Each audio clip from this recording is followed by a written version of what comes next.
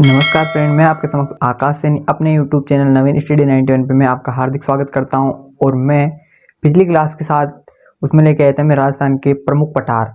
उसमें आपको उड़िया का पठार, आबू का पठार, दक्षिणी अरावली, जो भी पूरे पठार है तीनों में राजस्थान में प्रमुख मुख्य स्रोत हैं, उनके बारे में मैंने आपसे चर्चा की थी। इसमें मैं आपके सामने राजस्थान के अरावली को 3 भागों में विभाजित करेंगे, जिसके बारे में बताने वाला हूँ।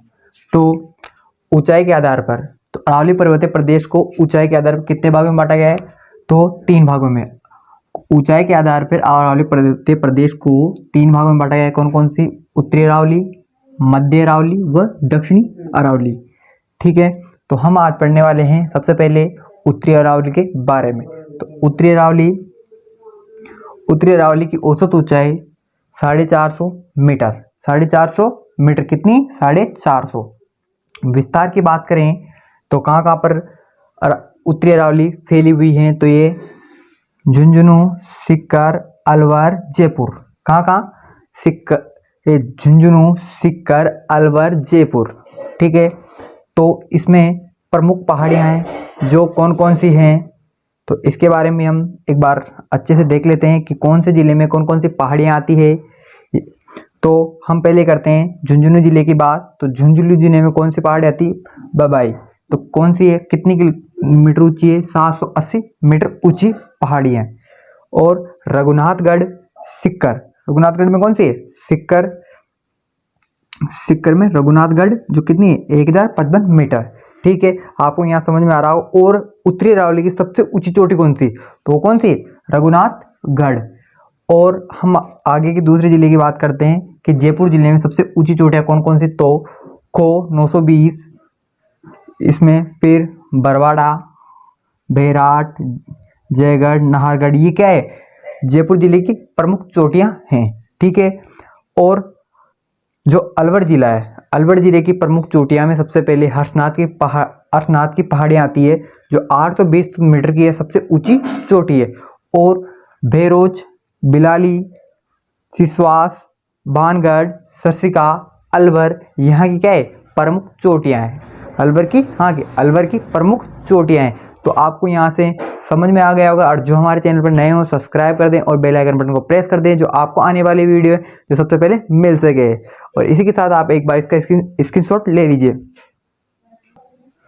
हमने अरावली के 3 भागों के हुए, उत्तरी अरावली, मध्य अरावली और दक्षिण अरावली, तीनों के बारे में बात कर ली थी। उसके बाद हम बात करने में उत्तरी अरावली की प्रमुख चोटियाँ। उत्तरी अरावली की प्रमुख चोटियाँ कौन कौन सी है? तो पालखेत की पहाड़ियाँ। तो झुंझुनू में पालखेत की पहाड़ियाँ कहाँ है? झुंझुनू में। और हर्षनाथ सिक्कर में है। मालखेत की पहाड़ियाँ कहाँ है? सिक्कर में। खंडेला की पहाड़ियाँ सिक्कर में। बैराट की पहाड़ियाँ जयपुर में स्थित है। उदयनाथ की पहाड़ियाँ कहाँ है? अलवर में। हर्षनाथ की पहाड़ियाँ, हर्षनाथ लगी सिक्कर वाला, और हर्षनाथ की पहाड़ियाँ ये लगे जो कहाँ है? ये अलवर में। तो आपको यहाँ से क्वेश्चन पूछा जाएगा कि कौन सी पहाड़ियाँ किस जिले में स्थित है? तो पालखेत की पहाड़ियाँ कौन से जिले में स्थित हैं? तो इसके ऑप्शन दे दिए जाएंगे कि अलवर, जयपुर, भरतपुर, झुंझुनू। तो आप कहाँ से लगाना है? झुंझुनू। ठीक है, आपको यहाँ समझ में आ गया। तो इसके बाद हम बढ़ते हैं आगे। उत्तरी अरावली से राजस्थान की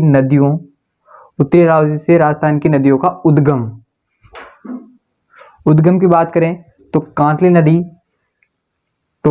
नदी का उद्गम स्थल कहाँ है? तो खंडेला। कांतली नदी का उद्गम स्थल खंडेला की पहाड़ियाँ सिक्कर में। और साबी नदी, सेबर की पहाड़ियाँ जयपुर में स्थित है। बाणगंगा नदी, बैराट की पहाड़ियाँ जयपुर में। रुपल नदी, उदयनाथ की पहाड़ियाँ अलवर में स्थित है। तो ये क्या है? इनके उद्गम स्थल है कि भाई कहाँ से उद्गित हुई है। खंडेला की पहाड़ियाँ से कौन निकली है? तो कांतली नदी, जो क्या है? अंत प्रवाह की नदी थी। और यहाँ पर क्वेश्चन हर बार पूछते हो, क्वेश्चन कैसे आएंगे बच्चों? एक लास्ट में जब ये अरावली पर्वतीय प्रदेश या पूरे भौतिक प्रदेश हो जाएगा, तो मैं एक क्लास क्वेश्चन के लेके आऊँगा। आप डायरेक्ट मैं क्वेश्चन भी आपके लिए तैयार कर रहा हूँ बहुत जल्द। तो मैं किसमें क्वेश्चन कैसा रहा? निम्नलिखित में से किस जिले में अरावली का विस्तार नहीं है? तो इसमें क्वेश्चन पूछा जाएगा निम्नलिखित जिलों में से किस जिले में अरावली का विस्तार नहीं है। आपको क्वेश्चन के फॉर्मेट पे भी ध्यान देना है कि क्वेश्चन क्या पूछ रहा है। तो ठीक है, तो अलवर, सीकर, जालौर, झुंझुनू, तो इनमें से कौन सा आएगा? अलवर, 4 जिले हैं, अलवर, सीकर, जालौर, जयपुर। तो क्या है? उत्तरी अरावली का विस्तार है। और जो किसका विस्तार नहीं है? तो ये जालौर का विस्तार नहीं है। तो इसमें राइट आंसर जालौर। तो आपको समझ में आया होगा, तो आप एक बार इसका स्क्रीनशॉट ले लीजिए। हमने उत्तरी अरावली की बात कर ली थी। अब हम इसके बाद मध्य अरावली को पढ़ते हैं। तो मध्य अरावली के विस्तार की बात करें तो इसका मुख्यतः विस्तार कहाँ है? अजमेर में। मध्य अरावली का मुख्यतः विस्तार कहाँ है? अजमेर में। इतना तो आपको समझ में आता है कि कौन सा मध्य है, कौन सा उत्तर है, कौन सा दक्षिणी अरावली। ठीक है, तो औसत ऊंचाई की बात करें तो 550 मीटर से 750 मीटर औसत, और औसत पुल 500 से 700 मीटर में औसत ऊंचाई आती है। तो मध्य अरावली के प्रमुख चोटी की बात करें तो इसमें आती है गोरमजी की अजमेर में 934 मीटर की, और तारागढ़ अजमेर में 876 मीटर की, और नाग पहाड़ी आती है। मोराई प्रमुख पहाड़ियाँ हैं जो ये मध्य अरावली की चोटियाँ। ठीक है, मध्य अरावली की प्रमुख पहाड़ी की बात करें तो मध्य अरावली की प्रमुख पहाड़ी कौन है? मेरवाड़ा की पहाड़ी, जो कहाँ पर स्थित है?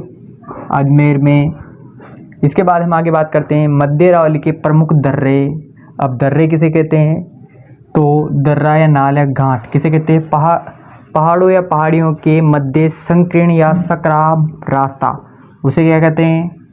मध्य, ये दर्रा, नाल या घाट कहते हैं। तो दर्रे, घाट मध्य अरावली के प्रमुख कौन कौन से हैं? तो बरदर्रा, शिवपुरी दर्रा, सुराघाट का दर्रा, पिपली घाट का दर्रा, अर्घिया का दर्रा, जिलवाड़ा का दर्रा, पावरिया का दर्रा। ये यहाँ क्या है?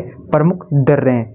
और मेवाड़ और मारवाड़ को अलग जोड़ने वाला कौन सा दर्रा है? तो वह बर दर्रा।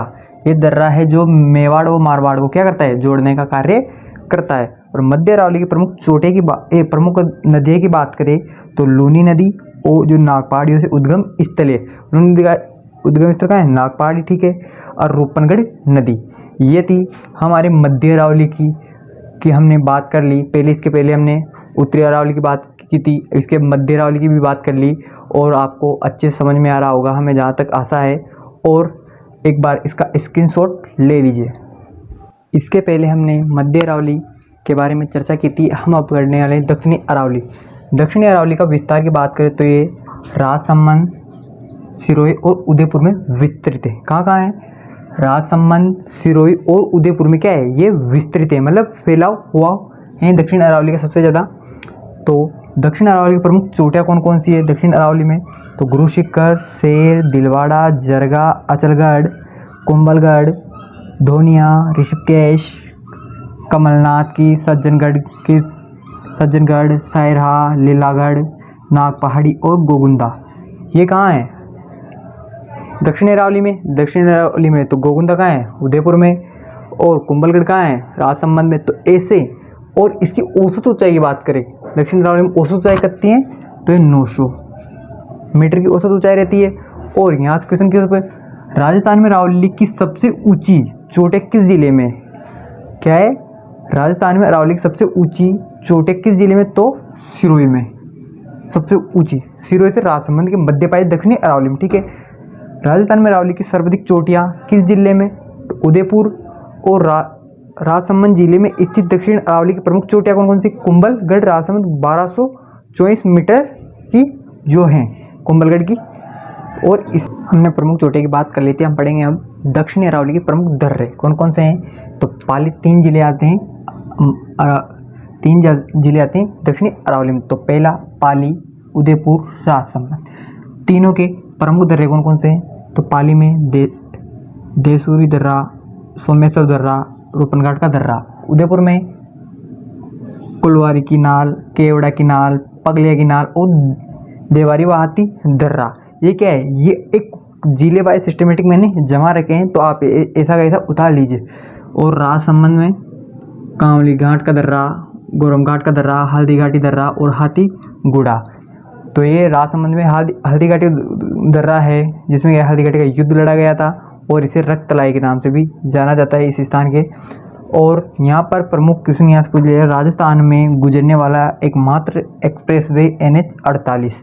हम राष्ट्रीय राजमार्गों के बारे में हम जो अगली क्लास में पढ़ेंगे वहाँ पर विस्तार से पढ़ेंगे। हम अभी भौतिक प्रदेश को अच्छे से पढ़ के चले हैं, यहाँ से क्वेश्चन निकल ना पाए। और एक बार ये समझ लिया भौतिक प्रदेश तो वहाँ पर कोई प्रॉब्लम नहीं आएगी आपको, इसलिए मैं एक बार अच्छे से पढ़ा रहा हूँ, ठीक है। और राष्ट्रीय राजमार्ग 48 देबारी दर्रे से गुजरता है। कौन से दर्रे से गुजरता है? देबारी दर्रे से। तो मैं आशा करता हूँ कि आज की हमारी ये क्लास आपको समझ में आई होगी, और आपको ये अच्छी लगी हो हमारी क्लास तो शेयर भी ज़रूर करना और लाइक करना, और हमारी क्लास पे ऐसे ही प्यार बनाए रखिए। धन्यवाद, थैंक यू।